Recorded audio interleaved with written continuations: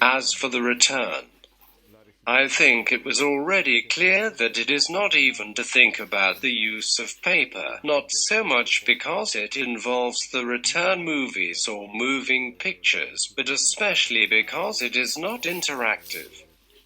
In practice, with a paper support, we would never have had the opportunity, as we have seen before, to disassemble and reassemble a monument, nor can we think of switching from paper to electronic support and vice versa. Equally, it is immediately clear that, at least in the architectural survey, we must not think of resorting to CAD programs. In particular, AutoCAD. They're programs that go very well in mechanical design, but not in architecture, where the light, the color, the environment in general are very important. The software, which has been chosen and which we will use in the course, is Maya, both because the cost has fallen and because it is possible to download the e-learning version from the internet, which is the same as the commercial one in all, except for the fact that the brand appears in the rendering, but this has relative importance. I assume that those who get to use it well, with the student version that costs around €250, it is not difficult to take a small step forward and use the full version. As far as renderings are concerned, the discussion made for the laser scanner still applies. We must never take the longest step of the leg. We must move within the limits and with the programs in order to always have control of the situation.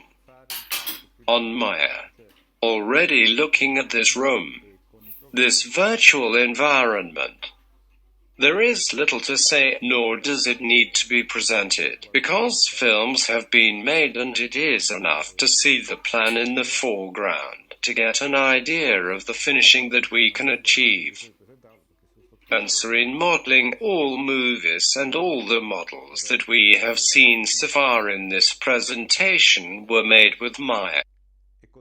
Keep in mind that with Maya, we can also give objects a mass and acceleration. If, for example, we take the sphere drawn in space and give it a mass and set the acceleration of gravity to 9.8, as it is on Earth. And, finally, we give a certain elasticity.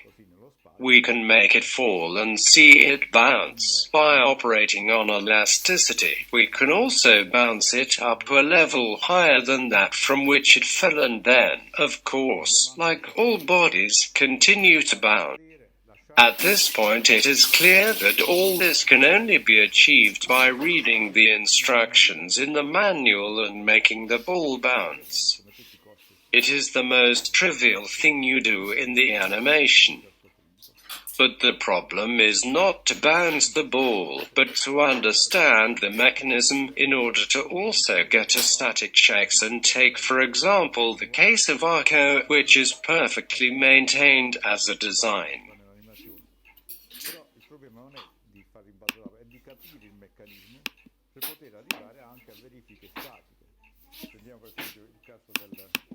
But if we try to remove the Ashlar Inky and assign even here a mass and matter, we see that the arch falls.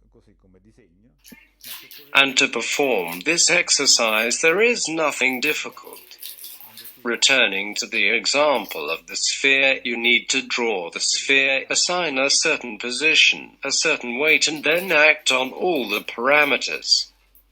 From the initial thrust, from the acceleration of gravity, which can also vary, for the mass of the sphere, for the elasticity of the sphere itself or of the support on which it falls. Try all these parameters, and when you master you can move on to more complex experiments. Besides, I think that the student's basic problem is not so much doing something, but learning to study, learning to use these tools. It is clear that it makes no sense to find them an end in themselves, but to concretize the results in something useful more than the precision in return. What counts is the presentation of this, which is actually always a project. The relief is nothing more than a project to make the replica of a certain work. Once, both in relief and in the project, the graphic tables were always accompanied by a written report. Now that we are digital, it is clear that, in addition to interactive images and hypertext, in my opinion, a video presentation of the monument cannot be missing, because we have the possibility to touch the model, to